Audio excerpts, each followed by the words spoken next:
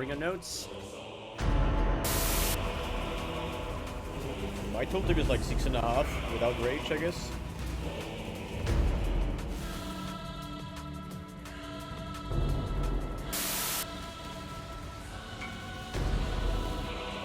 Oh. Oh.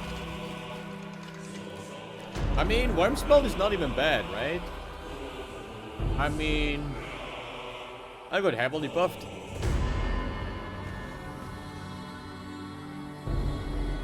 Leather belts, man.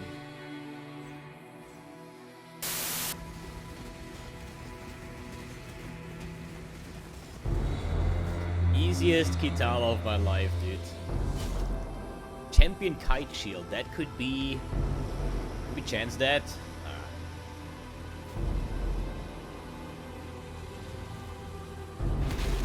I mean, it's still, you know, sub 10 hours. That's not bad. Playing Elite Mechanic most of the time. Thanks. Us, man. Did it.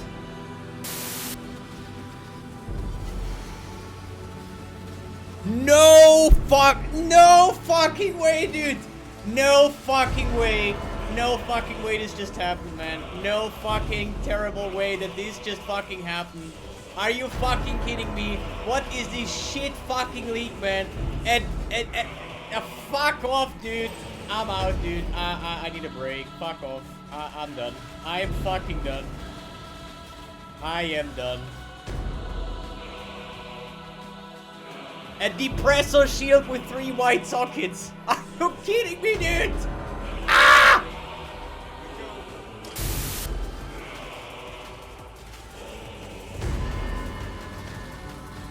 Yo, what the fuck? Oh yeah, they changed breach. Whoops. Oh. A Voidborn Reliquary Key? You know what the problem is with that? That, I already hate myself for doing this, but, I cannot just sell it, man. It's the same as, like, it's the same as, like, selling stacked decks or something, you know? I've never been in here. What is in there? Holy shit.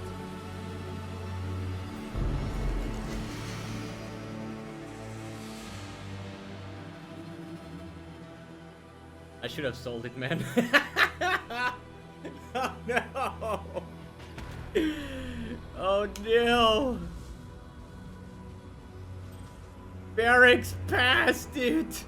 Oh, shit, dude! Hey, I want my key back! Wow. Hey guys, and welcome to a new video. It is end of day 1, start of day 2 of the Crucible League. And I am still on my Rage Vortex Berserker. And I say still on because it's been hell of a ride, I would say, okay? I'm gonna explain everything, like, step by step, basically, what I've been doing wrong or what I did better now, so you can, like, profit on that. If you feel like you have no damage, no survivability, and so on. But we still managed to, I think it was like a 13-hour stream or 12-hour stream, and we did quite well as a review, basically, because if I check my atlas right now, I have 78 of 115 maps completed. That means I have this is actually solved, DMD, clear as always. Oh shit. That means I have done every single white map, every single yellow map, and I started to push into the high tier maps. And honestly, after day 1, you know, I started actually in Act 9, so I'm on League Start, like, I just went to Blood Aqueduct, and today I finished the campaign, basically, and started to do my first maps, and now I'm actually having, like, almost 80 maps completed already, so the only thing that's left is, like, unique maps and red tier maps, and then favorite map slots. And this is actually going a lot faster than I was expecting, because, honestly, in the start of the stream, I was, buying a Red Blade banner, I was starting to play Rage Vortex, And I was going for an elemental base, so I was just going to PoE trade, sort by the highest DPS. I bought like a 1100 DPS weapon for like 10 chaos or something, right? And I was like, bro, with this weapon I should easily be able to do high tier maps, right? But it wasn't really like that. And like 3-4 hours ago, I think, I actually swapped from the elemental version into a pure Impale Fizz version that I recommended from the get-go. So pure Fizz Impale, and once you get the Void Force, you can then start going into this like elemental kind of build, right? And I tried to just go with an elemental based thing, and it just wasn't that good. So white tier maps, no problem. Yellow tier maps was a bit awkward, but the first red tier maps, like some bosses, it just took forever and like no damage, and it was kind of awkward. But now since I swapped to Pure Fizz Impale, as I actually planned beforehand, things are working a lot better, and I think this weapon is actually pretty good based overall, because I was like 19 or 20 chaos. And what it does is gives you quite a lot of physical damage. I think like 500 plus. I mean, it doesn't work like here, but it's like 500, 600 Fizz DPS. It does have vulnerability on hit, and exerted attacks deal 200% increased damage, as well as exerted attacks knock back enemies. That's a little bit, yeah, cringe, but 200% increased damage for exerted attacks. I mean, we are exerting our attacks with Intimidating Cry for the double damage. So we get the double damage and we get the full rage. Then we have Berserk, and then we're gonna throw out our Rage Vortex that you cannot see because this is a bug. I hope they're gonna fix that soon. And then we're gonna have this 200% increased damage on top of that, and I think it is pretty good. So one problem with Rage Vortex, it is currently buggy. So as you see over here, if I cast Rage Vortex, you sometimes see it, you sometimes don't see it. So if I go it over here on the stairs here, you don't even see it at all. See that? You just see like some weird kind of like swirlies flying around, which is kind of awkward. But if I go over here and then throw it down here, you see that the Rage Vortex actually exists below the map. So there is some kind of like layering issue with Rage Vortex. So here you see it like a little bit, but if I shoot it out there, here you see the full Rage Vortex. So what happens quite often in maps, as soon as there is some form of layers, the Rage Vortex is usually on the very bottom layer of the map. So as soon as there is like some stairs, a little mountain or something like that, you just don't see a Rage Vortex anymore. And this is kind of sad, in my opinion. I would say we're just gonna pop in any kind of map, I don't know, like shore map or something. As I said, finished my yellow tier map, so you see a bit of a gameplay. I did originally play with Herald of Ash, beautiful explosions, makes it look a lot better and feels better, but with a Pure Fizz Impale version, now even running Brutality support, I decided like there is no point of running the Herald of Ash anymore, so I opt in the Herald of Purity for more damage. So my current links are as followed: Rage Vortex, Brutality, Rage support, Melee Fizz, and Impale support to reach the 100% Impale chance and the 100% chance to hit. It's not something incredible, I would say, but it does the job, and we are still running a 5-link. Not a single Divine Orb, sadly, just yet. I just hope that before I finish the entire Atlas that I get at least one Divine Orb drop. That would be nice. But as you see, essences and stuff, you just, you know, with the Rage Vortex gloves, or at least with the Chaos Spirit Rage gloves, you permanently have your rage up based on your life regen. So we are not regening, as you can see, but we get a ton of rage. As you see, it's probably like 10 rage per second, so it's super fine without war crying around. Just run around and shoot your rage vortexes. And if, like, even rare packs die without, like, intimidating, or using an intimidating cry, but this is, like, the big damage, right? So if you see a big pack or something, open the strong box, intimidating cry, and then, yeah, release this like massive damage rage vortex, and it really feels good from this part. It didn't really feel that great from the elemental damage perspective. So if you're wondering, if you just went to PoE trade and just bought any like high DPS weapon and you feel like your damage is lacking, try to just revamp your character into Pure Fizz Impale, and you're gonna have a lot more fun with it, because it's dealing actually a lot more damage based on like Impale stacks, and with a weapon being very achievable early on. For like 20 chaos or something, it should be like no problem whatsoever to go into high tier maps or even further. Let me take a sip. I have a dry throat, streaming like 13 hours. Damn. So, but yeah, how was the start, basically? So, as I was saying yesterday, the plan was to go for the Chaos Spirit gloves right away, because the Red Blade banner was like way too expensive, and the Red Blade banner would only be like a placeholder anyways until you can afford the gloves, right? And what happened yesterday, the gloves were like 5 to 10 chaos, but overnight they went up to like 50 chaos or something, right? The Red Blade banner started on like 150 chaos and ended up being like 3 or 4 chaos today.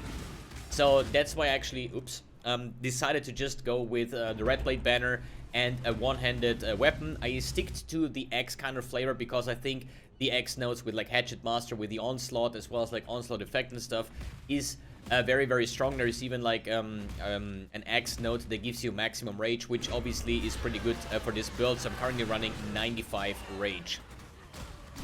And yeah, after like swapping to Rage Vortex, it felt pretty good. It's still a bit of an awkward playstyle if you once you've done your second lap basically, and you get the Warbringer node, right? Then you can basically start Rage Vortexing with the Red Blade banner, because then you can sustain your rage. But once you get the gloves and go for like live regeneration, I'm gonna show you guys my gear later on. Then it's just like way more quality of life. Just run around and you permanently have rage. You can pop your Berserk, and you're gonna sustain it for quite a long time, but you're still gonna have this problem at some point once you run out of rage. Then you have to wait like 2 or 3 seconds until your rage actually recovers. It's gonna be over here. So now it's depleted. Now my rage actually goes up, and now I actually can barely get out the Rage Vortex, because it's based on how much rage I have and the damage as well, right? So if you lose Berserk, or if you degen basically completely and you start from 0, then it can take like a second or 2 to actually be able to throw out a Rage Vortex. So the way I play it, I just completely ignore the fact that Berserk exists for now. I just map like this, and here you basically see this bug with Rage Vortex. You just don't see it because we are on a higher layer. So if you go like on a lower level layer, we should actually be able to see it again. But yeah, I just hope that GGG fixes that soon, because I like the animation and how it visually looks, right? But you barely ever see that in the mapping aspect. Wait, we can actually do the Metamorph before we go back. And yeah, then I would say let's go over the gear and the skill tree choices and whatnot, so you get an idea on how I did that. And the POB is in the description below if you're wondering. So over here, Intimidating Cry, Berserk, and then we're gonna release our Rage Vortex. And yeah, almost 1 Rage Vortex, and this like... Oh man, this misclick, dude, what the fuck? Sorry for that. And the Metamorph is actually dead, or should be dead. Oh? Yeah, okay. It would die if I wouldn't have clicked on the portal, that's it. So there is also like this little bit of an issue. Every time you go into a zone, or every time you like go into hideout or into a map, you're starting with 0 rage. It doesn't take long. You just do 1 step, and then your Chaos Spirit based on your region will basically shoot up your rage, right? But early on, you probably, once you start the map, you just wait like a second or 2 before you actually go into the first pack, because you still need some form of rage to actually deal your damage, right? So this map I haven't done. That's for tomorrow. The rest I'm pretty much through. Good. So, yeah, based on the gearing. As I said, I started off with a Rage Vortex, with a Red Blade banner with one hand. But then after some time, I was just like grinding my maps. As you see, an entire quad tab is actually filled. Then I basically farmed up like a 50 chaos or 60 chaos and bought the Chaos Spirit gloves. And the way this works is like regen 1 rage per second for every 100 life recovery per second from regeneration. So that means that I then started to buy gear that has like a lot of regen. As you see over here, this ring has like T1 life, T1 life regen, and all resistance. Same as the other one is also like T1 regen, T1 life. And on the other parts, like nothing too crazy. The boots have life regen. So the more life regen you have, the better your rage sustain is gonna be. And I even think I got like these notes over here, Hearty, which gives you like regen per second and life regeneration rate, and that means the more life you have, the more regen you're gonna have overall. So you want to really take care, even with the mastery here, 50 life regen is like half of a rage per second, right? So life regen is very important to actually be able to sustain your rage and not really run out, and have like a very high uptime on Berserk as well if you want to use it.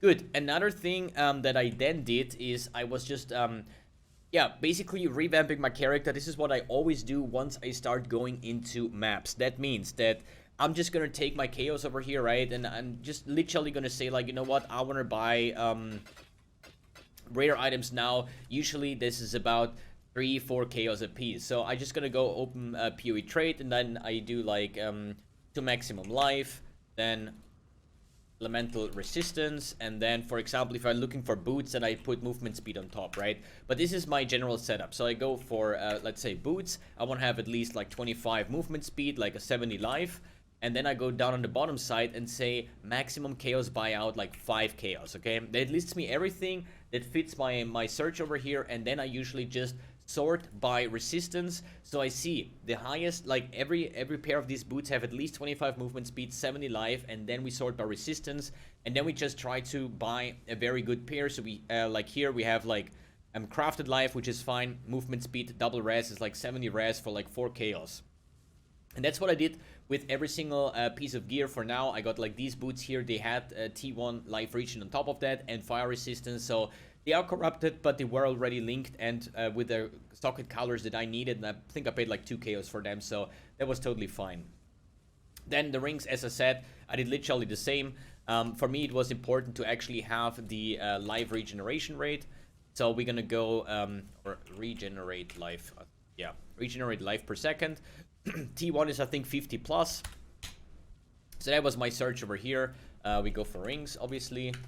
So all of these rings have now T1 life and T1 life regen, and then we sort this by resistance, and then just try to find like a good pick here. This would be like really good. It's probably better than the rings that I'm currently wearing. But as you see, life resistance, life regen, something like that on everything. This one I just had laying around because I needed some decks, and I literally just picked this out of my dump tab. I think I'm not even lightning res capped right now, so I need to fix that tomorrow. But that's how it went. Then the next upgrade that I wanted to get was the Beer's Girdle, which is probably the best in slot belt for Rage Vortex, because it gives you 22 maximum rage as well as increased physical damage per 10 rage, which in my case is like 90, so that's like 45% increased physical damage on top, and enemies are crushed. That means they have a lower physical damage reduction. That's also a reason why it's good to go for a Pure Fist Impale as setup for Rage Vortex. My chest, life resistance, the same way as I just showed you on the 5 link here. I think I paid 10 chaos for that. The gold rim, still the one that I found, and this one cost me like 20 chaos or so. For the links, as I said, Rage Vortex, Brutality, Rage Support, Impale, and Melee Fist, and skipping out on the LE damage because we are now Pure Fist Impale, but I still have the gems in to level them up passively. Tomorrow or today, they're going to reach level 20, then we're going to reset them with 1 to 20 quality with the GCP vendor recipe, and then going to start leveling them up again, basically, right? Over here, Leap Slam with faster attacks. Then I have like my Bloodthirst support. This is like for later on once we go low life, and I did actually play low life for the vast majority of the day. That means that I was playing Petrified Blood with the Bloodthirst support on the other setup, basically. But I think as of right now, it just doesn't make a dying sense why I still actually do that, because for Petrified Blood low life, you have then your Overleech. This is true, because the Overleech is actually rather important once you start playing with the Game Spirit Gloves, because if you're just degenning or, you know, using your Rage Vortex that costs life, actually, you have barely a source of sustain. But Overleech, for example, or your life flasks, and my flasks are absolutely garbage, but hey, I'm gonna fix that tomorrow, hopefully. So, having that Overleech is actually some nice quality of life, but is it like super necessary? Where's run this tomorrow? Is it like super necessary to have that? I think as long as you're killing stuff, you're fine, right?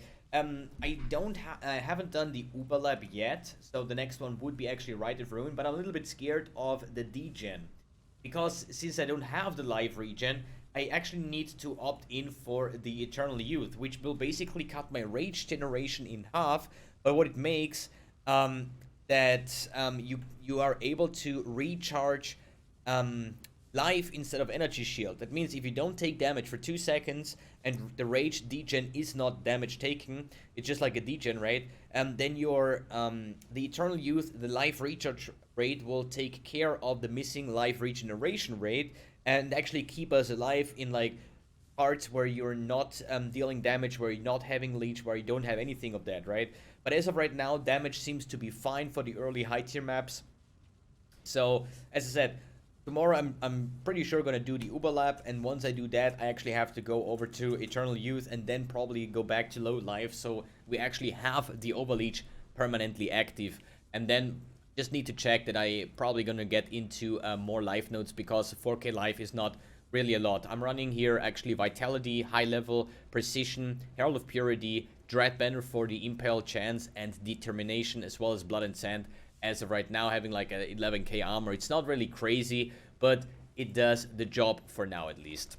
Another thing that I have, I bought myself 3 Grand Spectrums with the chance to avoid elemental ailments. The way this works is basically, it's like not the best way of getting ailment immune, but it is a way. And since I don't really have any like Watcher's Eye, Forbidden Flame Flash, or those crazy kind of jewels, you know, I still have the jewel slots free, and they are currently going for like 3 KOs a piece. At least once when I bought them, they were like 3 KOs a piece.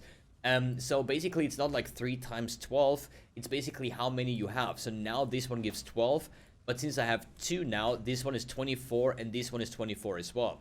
And you're gonna see that over here we have like 48, so at 2 times 24. So if I get in the third one, it's 3 times 36, because of each Grand Spectrum we get 12. So 3 times 3 basically, and that means we're 3 times 36 instead, so that makes us ailment immune for now. Good. Other than that, I don't think there is nothing too crazy. Based on the items bought and sold, so as I said, the Kim Spirit Gloves were like 60 chaos. Sorry. The Beer's Girdle was 40 chaos. The weapon 20 chaos. I just throw a bunch of jewelers and wasted all my fusings trying to 6-link it, but didn't happen. The chest was like 10C, and the other rare items that I had, besides like self-found stuff, was about 2 or 3 chaos a piece. That is pretty much it. So how did I get the currency? Basically, I sold a bunch of stuff out of my quad tabs here. I found a tabby that I sold for 24 chaos, and I found the Apex, whatever weapon it is. The people with the playing Impending Doom, they're actually using that sold for 30 chaos. So those two were like 50 chaos. Then, obviously, while mapping, a bunch of chaos just found like that. I'm just thinking, like, was there any other bigger trade? I think a cluster jewel for like 5 chaos, so like small bits and pieces here and there. But overall, still no divine orb, but we still have like overall maybe like 200 chaos already accumulated in the first day when I count in like those items here, maybe even a little bit more. But, you know, as of right now, I'm thinking like maybe I'm gonna get a 6-link, maybe just get like the cheapest 6-link possible with the right colors, and then just throw some life essences on it, try to hit some resistance, and call it a day, and to not spend like hilarious amounts of fusing to try to link anything that I don't even plan to take for endgame. But I think besides that, and like re-leveling the gems, I think I should be set for finishing the Atlas the way I am. I'm not sure about like the invitations, because I guess they will be quite rough. So once I'm there, I can find out, do I have enough damage, how terrible it is to do them, or are they quite easy? You know, we're gonna see that, because I really want to save up currency for a Void Forge, because this is gonna be a Void Forge build. There is, as of right now, I think still not a single Void Forge on the market. Nope, it's still not. But I assume the first ones will definitely go for like 5-6 divines unlinked, right? So, you know, the sooner I get it, the better, because this is gonna be like a build-defining thing for me, and I think it's gonna get our damage through the roof. So I don't really want to invest too much into things that I might not keep anyways, if that makes sense, right? But yeah, we're gonna see how it goes up. The plan for today is basically fix the flasks, do Uber Lab, and finish all the high tier maps, even though it's gonna be a little bit hard. But, you know, finishing high tier maps and unique maps would be a crazy goal to achieve today. I probably have to like buy a bunch of maps, because I completely dry on the red maps as well. So I have 2 tier 11 maps, so that's pretty much it, right? So we're gonna see if I'm lucky with the loot drops. Oh yeah, maybe I'm talking a little bit about the Atlas tree. I did exactly what I planned to do. The first thing that I made was like all the shaping mountains and valleys, seas, as well as skies with the Kirak, and then I started to go for the Strongbox and Shrine nodes over here, and now at the end I started to like skill into the essence modifiers that I'm currently doing over here, right? So this is, as I explained in my Atlas passive video, the first thing, map sustain into strongbox, into shrines, into essence, because the essence monsters, they can be quite rough, and I still see, or at least once I encounter them, they are pretty rough, especially on high tier. If they roll some bad modifiers or so, they can really become some uber pinnacle essence monsters. But yeah, so that's about it for today's recap. Alright guys, thanks for tuning in, thanks for watching, and I'll see you in the next one.